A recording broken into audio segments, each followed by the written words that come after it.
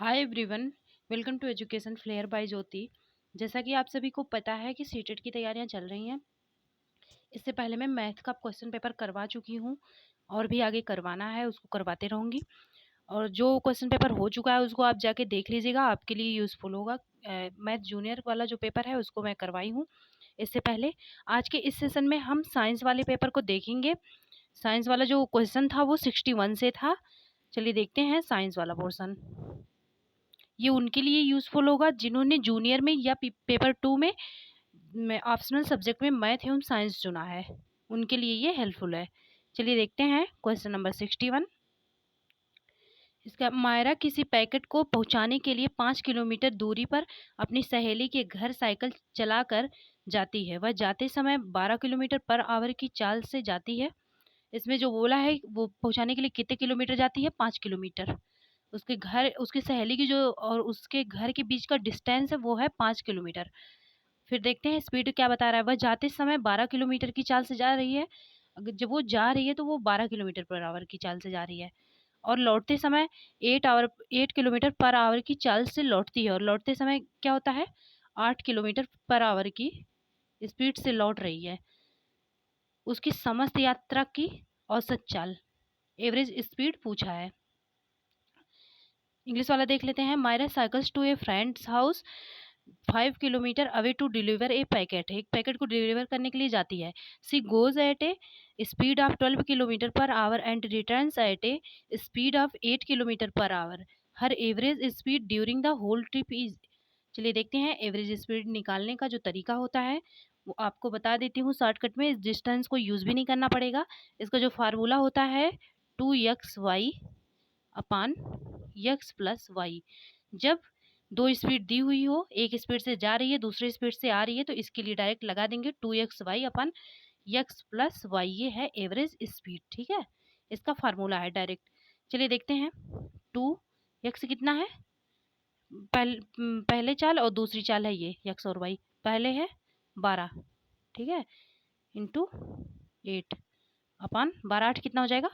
20 हो जाएगा। इससे कट कर लेते हैं, ये 10 हो गया। ऊपर 12 अट्ठे 96, 96 अपान 10 कितना हो जाएगा? ये जो 10 हटाएंगे 9.6 हो जाएगा। इसका जो सही आंसर होगा वो होगा ऑप्शन नंबर सेकेंड वाला, 9.6 किलोमीटर पर आवर। यही इसी फार्मूला से निकाल लीजिए आप डायरेक्ट, डिस्टेंस यूज भी नहीं करना होगा। नेक्स्ट देखते हैं क्वेश्चन नंबर 62। निम्नलिखित में से किस समुच्चय में केवल दूरी मापने के मात्रक दिए गए हैं? जो डिस्टेंस मेजर करने का मात्रक जो यूनिट्स है वो किस में है? चलिए देखते हैं। ये देखिए, मीटर, प्रकाश वर्ष। मीटर और प्रकाश वर्ष तो है, लेकिन हर्ट्ज क्या है? ये फ्रीक्वेंसी मापता है, दूरी नहीं। और वर्ष, वर्ष भी नहीं है, ये गलत है वर्ष की वजह से। ये भी देखिए हर्ट्ज यहाँ पे भी दे दिया। इसका जो सही आंसर होगा वो होगा ऑप्शन नंबर थर्ड वाला, क्यूबिट मीटर लाइट ईयर। ठीक है, 42 मीटर और प्रकाश वर्ष, ये तीनों डिस्टेंस मेजर करते हैं। नेक्स्ट देखते हैं क्वेश्चन नंबर 63। समीर अपने कंचे गोली को फर्श पर बिछे 3 विभिन्न पृष्ठों सतहों तनी हुई सेलोफेन सीट, कालीन और समाचार पत्र पर लुढ़काता है। 3 चीजें हैं वो, उसके पास एक कांच, एक गोली है। वो 3 चीजें हैं, एक है सेलोफेन सीट है, दूसरा कालीन है और तीसरा न्यूज़पेपर है। इस पे जो है वो लुढ़काता है।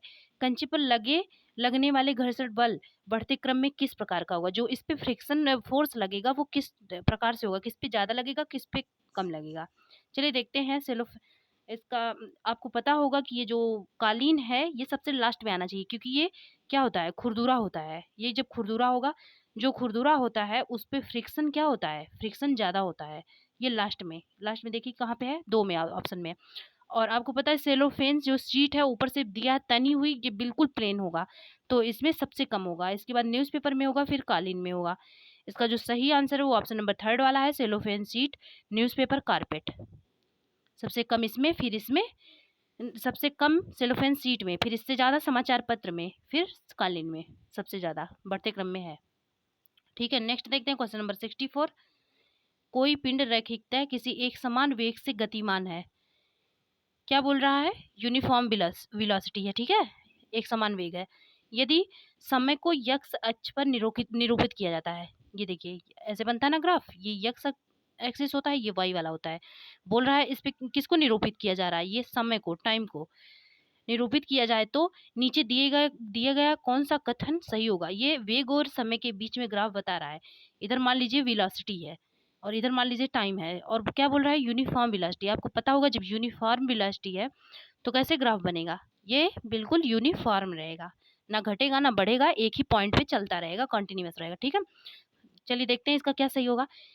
इस गति का दूरी समय ग्राफ x अक्ष के समांतर एक सरल रेखा होगा। ये कौन सा ग्राफ है, ये वेग समय ग्राफ है। दूरी समय भी बना लेते हैं, डिस्टेंस होगा ये, और ये टाइम हो गया।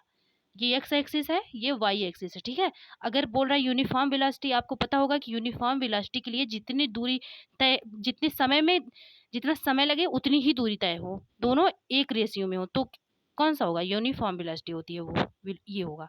ठीक है, चलिए देखते हैं। इस गति का दूरी समय ग्राफ x एक्सिस के समांतर एक सरल रेखा है, बिल्कुल नहीं है। कहाँ x एक्सिस के समांतर है, दूरी समय वाला देखिए।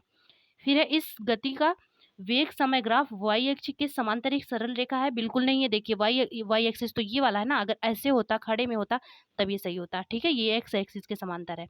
नेक्स्ट देखते हैं, इस गति का दूरी समय ग्राफ, दूरी समय बोल रहा है, डिस्टेंस टाइम, y अक्ष के समांतर एक सरल रेखा है, नहीं है। देखिए कहाँ y अक्ष के समांतर सरल रेखा है। इसका जो सही आंसर होगा ऑप्शन नंबर 4 वाला होगा।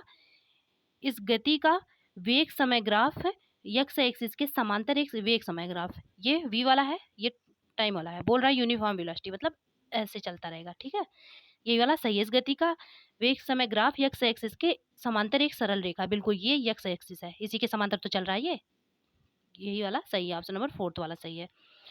The velocity time graph of the motion will be straight line parallel to x axis. ठीक है, चलिए देखते हैं क्वेश्चन नंबर 65। निम्नलिखित में से कौन सा पेट्रोलियम का उप उत्पाद नहीं है, मतलब बदला हुआ रूप नहीं है। पैराफिन मोम जो होता है पेट्रोलियम से मिलता है, बिटुमेन भी ये जो है गाढ़ा द्रव होता है वो भी इसी से मिलता है, और जो लुब्रिकेंट ऑयल होता है स्नेहक तेल ये भी मिलता है, पेट्रोलियम उत्पाद ही है ये। इसका जो सही आंसर होगा ऑप्शन नंबर 2 वाला होगा, कोक होगा। ये लकड़ी के जलाने से और कोयले के जलाने से मिलता है कोक। नेक्स्ट देखते हैं क्वेश्चन नंबर 66, और फिल्टर में इसको यूज करते हैं कोक को। अमन किसी बंद कमरे में एक प्लास्टिक की बोतल, एक लकड़ी का चम्मच, इस पे फोकस किए रखिएगा, क्या क्या रखा है। प्लास्टिक बॉटल है, ठीक है, वुडन स्पून है, वुडन स्पून है, एंड मेटेलिक स्पून है। एक वुडन स्पून है, एक मेटेलिक स्पून है, एक प्लास्टिक बॉटल है। चम्मच को रात भर रखता है, रात पूरी रात रख देता है। ठीक है, कक्षा कक्षा का जो ताप है वो 30 डिग्री सेल्सियस, वो देखिए यही आंसर आपको मिल जाएगा। ये जो टेम्परेचर है ना, इसको क्या कर रखा है इन्होंने, अगर ये 30 डिग्री पे इसको सेट कर दिया, मतलब क्या कर रखा है, कांस्टेंट कर रखा है। ये वेरी नहीं करेगा, अप डाउन नहीं होगा इसमें, ये कांस्टेंट कर रखा है। अब देखिए आगे, सुबह होने पर वह इन तीनों वस्तुओं के ताप रिकॉर्ड करता है, T1 T2 T3 है। ठीक है, निम्नलिखित में से किस संबंध द्वारा इन तापों के निरूपण की सबसे अधिक संभावना हो सकती है। ये केवल आपको फंसाया जा रहा है क्वेश्चन में, अगर आप ध्यान देते तो आपको आंसर जो है यही मिल जाता कि जब उसने जो है टेम्परेचर को कांस्टेंट कर रखा है, तो T1 T2 T3 में डिफरेंसेस कहाँ से आएंगे, ये इक्वल ही होंगे, ये भी कांस्टेंट ही होंगे ना। जो ऑब्जर्व करेंगे ये सब 30 डिग्री सेल्सियस ही तो ऑब्जर्व करेंगे, तो डिफरेंसेस फिर कहाँ होगा। इसका जो सही आंसर है ऑप्शन नंबर 1 वाला है, तीनों के टेम्परेचर इक्वल होंगे। नेक्स्ट देखते हैं क्वेश्चन नंबर 67। निम्नलिखित जीवों में से कौन प्रकाश संश्लेषण द्वारा अपना भोजन बना सकता है। फोटोसिंथेसिस किसमें होता है, जो अपना फूड खुद ही बना सकता है। इसमें से जो एल्गे है, शैवाल है, ये यही सही आंसर लग रहा है। बाकी इसके ये जो कवक है और राइजोबियम है, वायरस है, ये सब परजीवी होते हैं, पैरासाइट होते हैं, ये अपना भोजन फोटोसिंथेसिस इसमें नहीं होता। ठीक है, और अगर सहजीवी की बात हो, इसीलिए तो कहते हैं सहजीवी की, पार्शियल पैरासाइट की सहजीवी की बात हो तो किसको लेते हैं, कवक एवं शैवाल को लेते हैं। कवक अपना जो मिनरल्स वगैरह जो रहेगा उसको देगा, और शैवाल खाना जो भोजन होगा वो शैवाल बनाएगा। ठीक है, कवक शैवाल दोनों मिलते हैं तो क्या, पार्शियल पैरासाइट सहजीवी का निर्माण करते हैं। ठीक है, ये पूछ लिया जाता है सहजीवी हैं तो उसमें होगा शैवाल प्लस कवक। राइजोबियम एक नाइट्रोजन फिक्सन वाली बैक्टीरिया है जो मिट्टी में नाइट्रोजन को फिक्स करता है। ठीक है, चलिए देखते हैं। इसका जो सही आंसर है वो है ऑप्शन नंबर 1 वाला, एल्गे शैवाल। ठीक है, चलिए देखते हैं। निम्नलिखित में से कौन से लक्षण ध्रुवीय भालू को चरम शीत अवस्थाओं में, ध्रुवीय भालू, ध्रुव पे आपको पता ही है कितनी ठंडक पड़ती है, बर्फ हमेशा जमे रहते हैं, उनमें रहने के अनुकूल बनाने में सहायता करती है, उनमें वो सर्वाइव कैसे कर पाते हैं, इसमें से कौन से गुण होते हैं जिनके कारण वो ध्रुव जैसे एरिया में वो खुद को सर्वाइव कर लेते हैं। चलिए देखते हैं। सफेद बाल, चपटे पैर, चपटे पैर होंगे, आप देख लीजिए ये गलत है, ठीक है। चपटे पैर होंगे जब ध्रुव पे, बोली ना अभी कि बर्फ जमा रहता है तो फिसलन होगी ना, ये गलत है, ठीक है। सफेद बाल, मुड़े हुए लंबे और पैने नाखून, फिर है त्वचा के नीचे वसा की परत, जो स्किन है इसके नीचे क्या हो, फैट जमा हो, ठीक है। नेक्स्ट देखते हैं। सफेद बाल, चपटे पैर, ये गलत है, चपटे पैर गलत है, ठीक, फिसल जाएंगे ये। ऑप्शन नंबर सेकेंड वाला सही है। व्हाइट फर होना चाहिए, लॉन्ग कर्व जो है शार्प होना चाहिए, शार्प क्लास होना चाहिए, और फिर क्या है, फैट अंडर स्किन, स्किन के अंदर अंदर जो है फैट होना चाहिए, स्किन के नीचे जब फैट रहेगा तो इनका जो टेम्परेचर रहेगा ना, बॉडी का जो टेम्परेचर है वो बाहर नहीं जा पाएगा, जिससे बॉडी का टेम्परेचर क्या होगा, मेंटेन होगा, ठीक है। बॉडी का टेम्परेचर जो होगा वो मेंटेन करेगा, जो ये वसा होगी स्किन के नीचे, ये सब होते हैं जो इनको सरवाइव करने के लिए हेल्प करते हैं, ठीक है। क्वेश्चन नंबर 69 देख लेते हैं। दूध में निम्नलिखित में से कौन से पोषक तत्व पाए जाते हैं, अभी कभी कभी पूछ लेता है ये भी कि दूध में कौन से पोषक तत्व पाए जाएंगे, और अम्ल कौन सा पाया जाता है, तो लैक्टिक अम्ल पाया जाता है।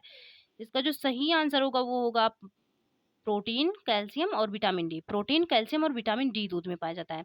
इसमें विटामिन सी है, ये नहीं पाया जाता, और ये कार्बोहाइड्रेट भी नहीं पाया जाता, आयरन भी नहीं पाया जाता, तो इसका सही आंसर होगा ये वाला सबसे परफेक्ट है, ठीक है। नेक्स्ट देखते हैं क्वेश्चन नंबर 70। रोगाणु रोधक एंटीबैक्टीरियल के रूप में घाव पर लगाए जाने वाले बेंजीन, जो आपको पता होगा कि जो बेंजीन होता है C6H6, ठीक है। रंग के विलयन में इसका जो विलयन होता है, कौन सी अधातु होती है, कौन सी अधातु होती है जो एंटीसेप्टिक यूज किया जाता है घाव पे, ठीक है। इसमें जो सही आंसर होगा आयोडीन होगा, आपको पता होगा कि ये एंटीबैक्टीरियल होता है आयोडीन, इसका सही आंसर है आयोडीन।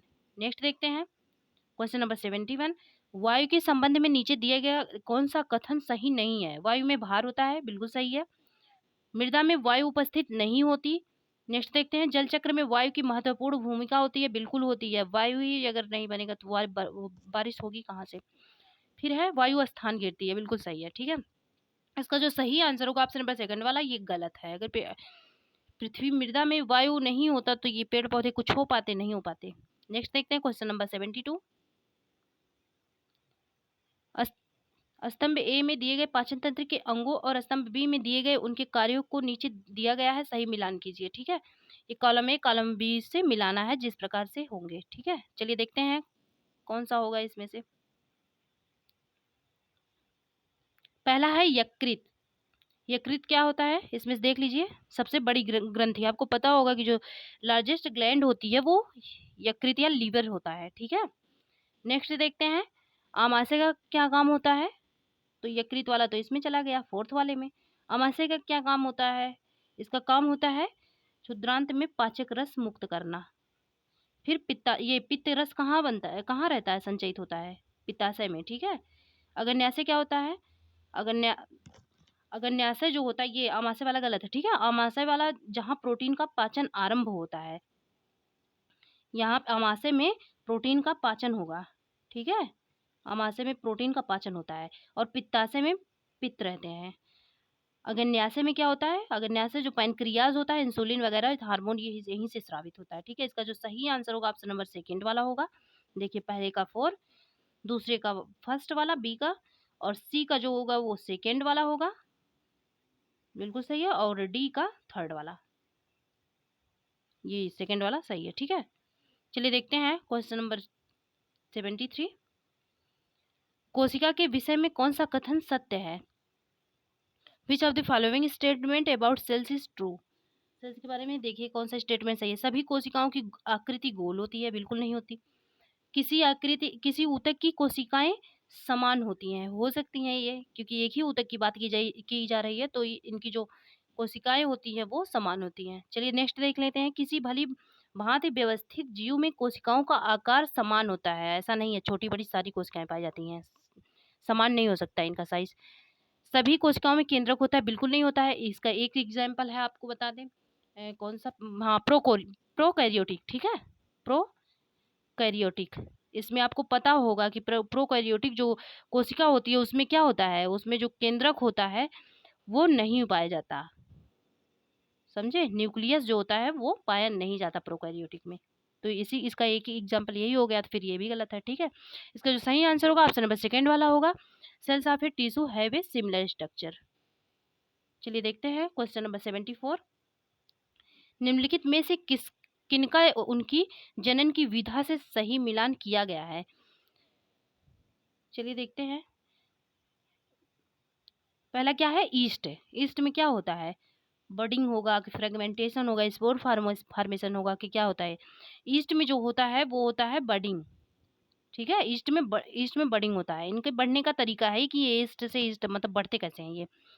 और जो पोटैटो होता है इसमें कायिक प्रवर्धन होगा। क्या है ये, देखिए इंग्लिश वाला आप देखेंगे समझ में आएगा आपको, वेजिटेटिव प्रोपागेशन, ठीक है, इसमें ये होगा। देख लेते हैं ए का चौथा, और बी बी में कौन सा है, बी में पहला, एक ही ऑप्शन दिख रहा है, ऑप्शन नंबर फर्स्ट वाला सही होगा, ठीक है, ऐसे मिला लिया करिए आप। और नेक्स्ट बता देते हैं, सवाल में क्या होता है, कौन सा है, सी वाला, सी में तीसरा, ठीक है। शैवाल में जो होगा वो फ्रेगमेंटेशन होता है। आपको पता होगा कि जैसे शैवाल घास टाइप का होता है ना, फ्रेगमेंटेशन वो होता है टुकड़े टुकड़े में फैला दो तो वो बढ़ जाए। जैसे घास है, हम ऐसे ऐसे लगा देते हैं अगर घर के सामने, तो ये अपने आप बढ़ जाते हैं, तो ये फ्रेगमेंटेशन है, ठीक है। और जो कवक है इसमें क्या होगा, स्पोर फार्मेशन होता है, कवक में स्पोर फार्मेशन होता है। नेक्स्ट देखते हैं क्वेश्चन नंबर 75। निम्नलिखित में से कौन से प्रदूषक ओजोन परत के अपक्षय के लिए उत्तरदायी हैं? जो ओजोन ओजोन परत का जो है अपक्षय हो रहा है, इसकी इसको जो हानि पहुंच रही है वो किससे पहुंच रही है? कार्बन डाइऑक्साइड और कार्बन मोनोऑक्साइड नहीं, ये ग्रीन हाउस इफेक्ट वाले गैसेस हैं। क्लोरोफ्लोरोकार्बन, सीएफसी, बिल्कुल यही सही है। सबसे ज्यादा ग्रीन हाउस ये सबसे ज्यादा जो है, अगर ओजोन परत को नुकसान पहुंचाता है तो वो होता है क्लोरोफ्लोरोकार्बन। ऑप्शन नंबर सेकंड वाला सही है। अम्लीय वर्षा के लिए H2SO4 और HNO3 होता है जिम्मेदार, ठीक है, HNO3 होता है। मेथेन और कार्बन डाई गैसेस ये ग्रीन हाउस गैसेस हैं, ग्रीन हाउस गैसेस हैं ये। तो इसका जो सही आंसर होगा option number second, chlorofluorocarbon. Next देखते हैं क्वेश्चन नंबर 76। निम्नलिखित में से कौन सा समुच्चय संचारी रोगों को निरूपित करता है? संचारी रोग मतलब कम्युनिकेबल डिसीज जो होते हैं, इनमें से कम्युनिकेबल डिसीज कौन कौन से हैं? चलिए देखते हैं। एनीमिया, एनीमिया कम्युनिकेबल डिसीज नहीं में है, ठीक है, ये गलत है। इसमें देख लेते हैं टाइफाइड, मलेरिया, एनीमिया, फिर गलत है। इसमें भी, ये भी इस वजह से गलत है। इसका सही आंसर होगा ऑप्शन नंबर सेकंड वाला होगा, typhoid, swine flu, malaria, polio, ठीक है, ऑप्शन नंबर सेकंड वाला। मियादी बुखार जिसे टाइफाइड बोलते हैं, स्वाइन फ्लू और मलेरिया पोलियो, ठीक है। नेक्स्ट देखते हैं क्वेश्चन नंबर 77। क्वेश्चन नंबर 77 है, निम्नलिखित में से क्या एक विज्ञान की प्रकृति के संदर्भ में सही नहीं है? Which one of the following is not true of the nature of science? Nature of science बताना है, इसके बारे में क्या सही नहीं है? साइंस इज ऑलवेज टेंटेटिव, विज्ञान हमेशा अस्थायी होता है, ये सही है। विज्ञान संदेहवाद को बढ़ाता है, बिल्कुल सही है। विज्ञान से ही तो हम, अगर कोई रूढ़वादिता, कोई अंधविश्वास होता है तो वो हमें सोचने पे विज्ञान उसको जब फेल कर देता है तो हमें सोचने पे मजबूर कर देता है कि ये ऐसे कैसे है। नेक्स्ट है, विज्ञान एक ज्ञान की रचना की प्रक्रिया है, बिल्कुल है, ये कंस्ट्रक्टिव नॉलेज है। नेक्स्ट देखते हैं, विज्ञान की प्रकृति स्थिर है, ये गलत है, ठीक है, स्थिर नहीं है ये स्थिर कहाँ है? साइंस इज नॉट स्टैटिक, ठीक है, स्थिर नहीं है ये। इसका जो सही आंसर होगा ऑप्शन नंबर डी वाला होगा। ऑप्शन नंबर डी वाला किस में है? फर्स्ट वाले में, फर्स्ट वाला इसका सही आंसर होगा, ठीक है, डी जिसमें हो। नेक्स्ट देखते हैं क्वेश्चन नंबर 78 है, निम्नलिखित में से किसका विकास विज्ञान के द्वारा होता है? Which one of the following is developed by science? Science के द्वारा किसका डेवलपमेंट होता है? इक्विटी का, हाँ होता है। फिर वैज्ञानिक दृष्टिकोण का, बिल्कुल होता है। वैज्ञानिक स्वभाव का, बिल्कुल सही है। स्टैटिक माइंड सेट, अस्थायी मानस प्रवृत्ति, नहीं, इसमें स्टैटिक वाली चीजें कुछ है ही नहीं। ये विज्ञान तो ऐसी चीजें हैं जो अलग अलग चीजों पे सोचने पे मजबूर कर देती हैं, तो इसका सही आंसर होगा ये निष्पक्ष, इक्विटी भी आता है इसमें, ए, बी और सी, ऑप्शन नंबर थर्ड वाला, ठीक है, ए, बी और सी सही है, इसका आंसर है। नेक्स्ट देखते हैं क्वेश्चन नंबर 79। क्वेश्चन नंबर 79 है, एक विज्ञान शिक्षक की भूमिका होनी चाहिए, जो साइंस टीचर होता है उसका क्या रोल होना चाहिए। चलिए देखते हैं। छात्रों को प्रचुर विभिन्न सीखने के अनुभव प्रदान करना, सही तो लग रहा है। नेक्स्ट देख लेते हैं। छात्रों को उत्पाद आधारित शिक्षण अधिगम पर्यावरण, कोई एक चीज मेंशन नहीं किया जाता है कि इसी पर आधारित करना है, ठीक है, गलत है ये। सृजनात्मक विचारों को रटना नहीं है, रोट लर्निंग लर्निंग जो है इसको अवॉइड किया जाता है। उच्च संज्ञानात्मक क्षमताओं वाले प्रश्नों, ये भी नहीं है।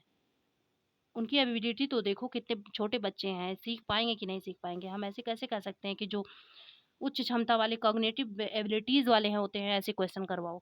इसका जो सही आंसर होगा ऑप्शन नंबर फर्स्ट वाला होगा, छात्रों को प्रचुर विभिन्न सीखने के अनुभव प्रदान करना। Provide rich variety of learning experience to learners, rich variety देना है, ठीक है, लर्निंग के लिए। नेक्स्ट देखते हैं ऑप्शन नंबर, क्वेश्चन नंबर 80, राष्ट्रीय पाठचर्या 2005 एनसीएफ 2005 के अनुसार एक विज्ञान शिक्षा, एक अच्छी विज्ञान शिक्षा, एक जो है देखते हैं गुड साइंस एजुकेशन क्या है। सीखने के प्रति सच्ची होनी चाहिए। फिर देखते हैं, सीखने वालों के पर्यावरण के प्रति सच्ची होनी चाहिए, सही है, ये दोनों सही लग रहा है। शिक्षक के प्रति सच्चे, शिक्षक का कोई टीचर के लिए मतलब कुछ खास ऐसा रोल नहीं है, ठीक है। विज्ञान के प्रति सच्ची होनी चाहिए, बिल्कुल सही है। इसका जो सही आंसर होगा वो होगा ए बी डी, किसमें है, ऑप्शन नंबर फर्स्ट वाले में, ठीक है, ए बी डी। इसका सही आंसर है A B D, option number first वाला। नेक्स्ट देख लेते हैं क्वेश्चन नंबर 81, बच्चे के अपने क्षेत्र के लोगों में वायु प्रदूषण के स्रोतों की जागरूकता का सर्वे का संचालन करना, ये टॉपिक है, ये काम करना है, ठीक है, ये टॉपिक दे दिया गया है। अब चलिए देखते हैं क्या इसके बारे में कह रहा है। निम्नलिखित में से कौन सी संज्ञानात्मक प्रक्रिया मतलब कॉग्निटिव प्रोसेस है उपरोक्त सीखने के उद्देश्य में रेखांकित क्रियापरक संचालन करना से सबसे अधिक संबंधित, मतलब इसको अगर संचालन करना है ना तो सबसे अधिक इसमें से क्या सही होगा। याद करना, इस चीज को संचालन करना मतलब इस चीज को लागू करना है, ठीक है, इस चीज को करना है। क्या करना है, बच्चों के अपने क्षेत्रों के जो वायु प्रदूषण हो रहा है ना, एयर पोल्यूशन है, उसके बारे में लोगों में जागरूकता प्रदान करनी है, लोगों को अवेयरनेस लोगों में डालनी है, ठीक है। इसके लिए क्या करना चाहिए, याद करना चाहिए। याद करने से अवेयरनेस कहाँ आएगा। बोध करना, अंडरस्टैंडिंग, ये भी नहीं है। अनुप्रयोग करना, अप्लाइंग, डायरेक्ट अप्लाई नहीं कर सकते हम जब तक लोग इसके लिए अवेयर नहीं होंगे, तैयार नहीं होंगे, हम अप्लाई कैसे कर पाएंगे। एक लोगों के अप्लाई करने से नहीं ना होगा ये, क्योंकि एयर पोल्यूशन तो बड़ी बात पूरी दुनिया में फैली हुई है, सारे लोग समझेंगे तब तो होगा। चलिए देखते हैं, इसका जो सही आंसर होगा वो होगा क्रिएटिंग, सर्जन करना। बिल्कुल, कोई नाटक टाइप का कोई सर्वे मतलब ग्रुप बन गया, कुछ कर रहे हैं, क्रिएटिविटी कर रहे हैं, तो लोग देखेंगे, इससे उनके ऊपर फर्क पड़ेगा, ठीक है। ये सही आंसर है ऑप्शन नंबर थर्ड वाला, क्रिएटिंग। नेक्स्ट देखते हैं क्वेश्चन नंबर 82, निम्नलिखित में से कौन सी युक्त विज्ञान शिक्षण अधिगम में सीखने वाले को शामिल करने के लिए सबसे उपयुक्त हो सकती है। ये क्या हो रहा है, साइंस टीचिंग लर्निंग वाला काम हो रहा है, में सीखने को शामिल करने के लिए सबसे, अगर साइंस जो है साइंस सब्जेक्ट सिखाना है तो उसके लिए सबसे सही क्या है, विज्ञान की पुस्तक को पढ़ना। फिर देखते हैं, छात्रों के कठिन बिंदुओं को स्पष्ट करना, ये भी नहीं है, ये भी नहीं है, ठीक है। सबसे पहले छात्र को सीखने में जोड़ने पर कार्य करना, बिल्कुल सबसे पहले उनके अंदर इंटरेस्ट लाओ, उन्हें तैयार करो इस हद तक कि वो सीख सकें। Working on engaging the learners first, ठीक है, लर्नर्स को पहले इंगेज करिए। चलिए देखते हैं क्वेश्चन नंबर 83,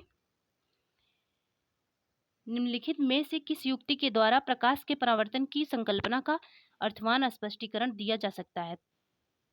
जो कॉन्सेप्ट ऑफ रिफ्लेक्शन है ना, उसको किसके द्वारा समझाया जा सकता है, इसमें से सबसे परफेक्ट जो है वो कौन सा है मेथड, ठीक है। चलिए देखते हैं, संकल्पना आधारित एनिमेटेड वीडियो, वीडियो से कुछ नहीं होगा।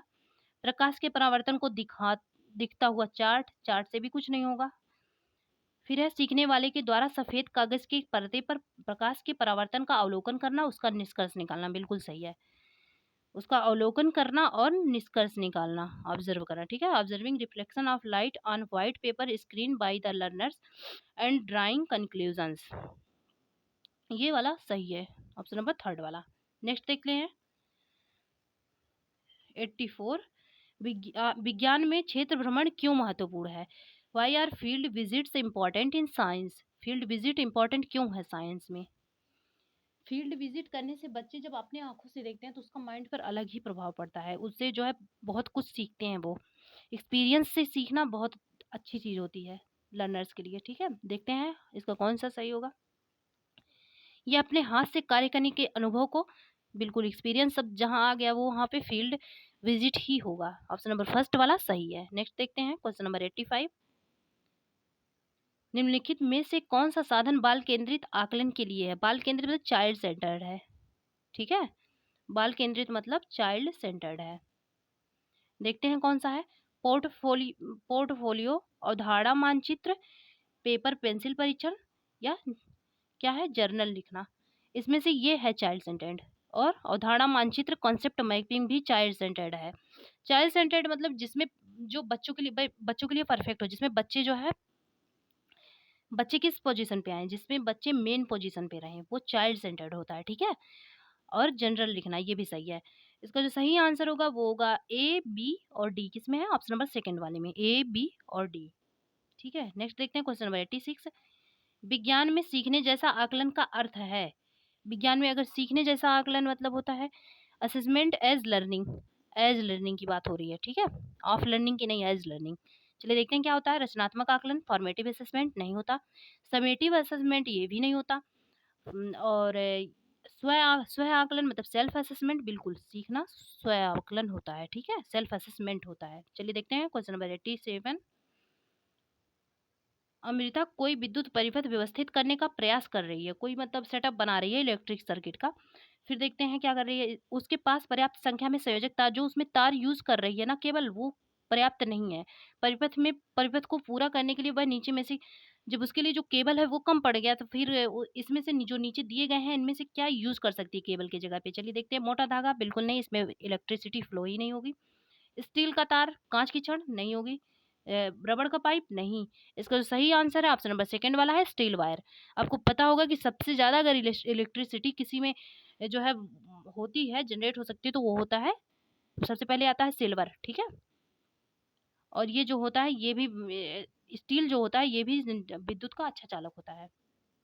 चलिए देखते हैं। गुड कंडक्टर होता है ऑफ इलेक्ट्रिसिटी। ठीक है, सही कथन को पहचानिए। अवतल दर्पण सदैव ही सीधा प्रतिबिंब बनाता है, बिल्कुल नहीं। अवतल दर्पण मान लीजिए है, यहाँ पे हम रखते हैं। ठीक है, ये अवतल दर्पण मान लीजिए, यहाँ पे मान लीजिए ये, इसका आपको पता ही होगा कि वक्रता केंद्र है, सेंटर ऑफ कर्वेचर है। यहाँ पे फोकस दूरी है।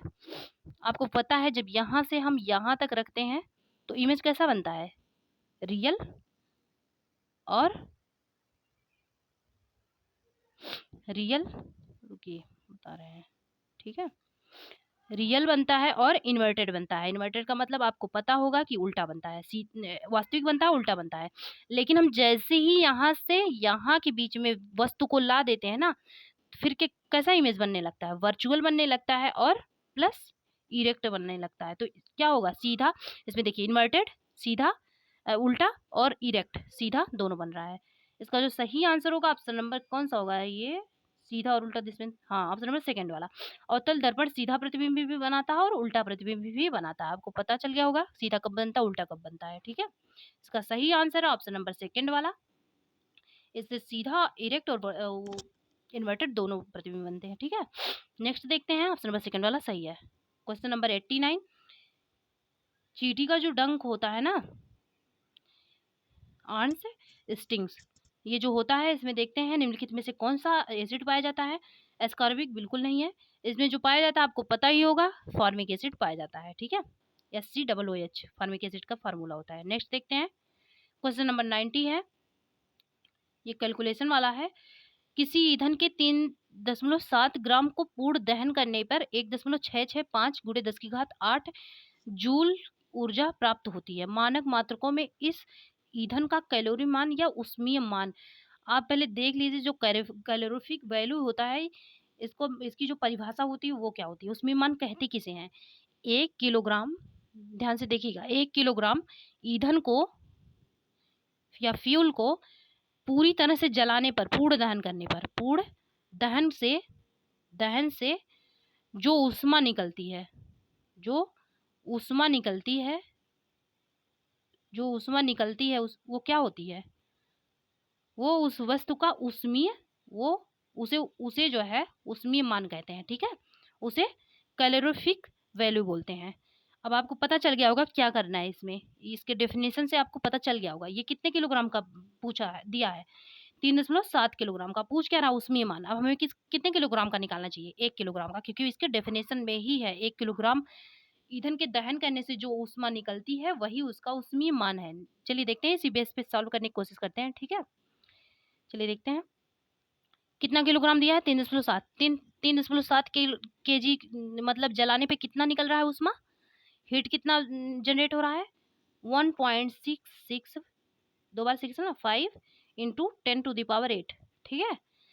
अब देखते हैं 1 किलोग्राम से क्या कितना निकलेगी, 1 किलोग्राम यही है इसका उसमें मान, ठीक है, इसी को बोलते हैं 1.665 इंटू 10⁸। अब यहाँ पे एक और काम कर लीजिए, ये कितने में है, ये किस में है, ये किलोग्राम में है, ठीक है।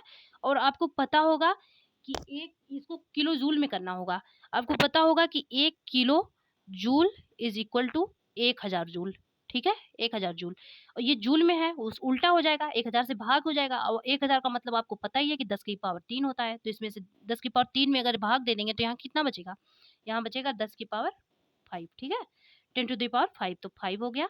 अपन क्या हो जाएगा, ये इधर आ जाएगा 3.7, ठीक है।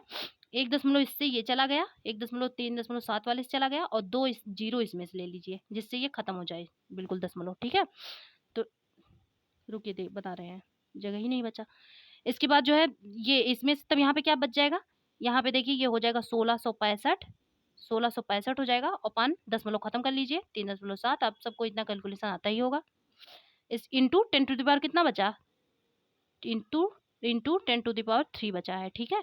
अब जब आप 1665 में ना, 16 इधर देख लीजिए यहाँ पे, और जब आप 1665 में 37 से भाग देंगे ना तो आएगा 45 इंटू 10⁻³ भी बचा है यहाँ पे, तो इतने इतना कितना आ जाएगा 45, 45 आ जाएगा, 10⁻³ है गुड़े, 3 जीरो लगा लो, हटा दो इसको, ठीक है। आपको पता मुझे लगता है आ गया होगा।